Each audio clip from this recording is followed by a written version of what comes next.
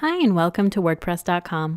This video will show you how to use tags to control featured content on your website or blog's homepage. Featured content can be displayed with large thumbnails or with a slider. If you'd like to know if your current theme offers featured content, launch the customizer.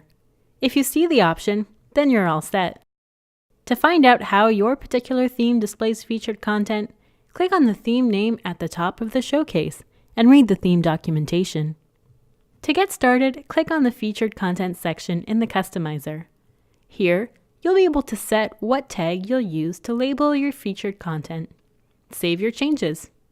Next, go to the pages or posts you want to tag as featured. Click Edit and add your newly selected tag in the Tag section. You'll also want to upload a featured image since most themes will display these as part of the featured content. Press Update. Return to your home page to see how it looks. For more information about customizing your site, visit the WordPress.com support site.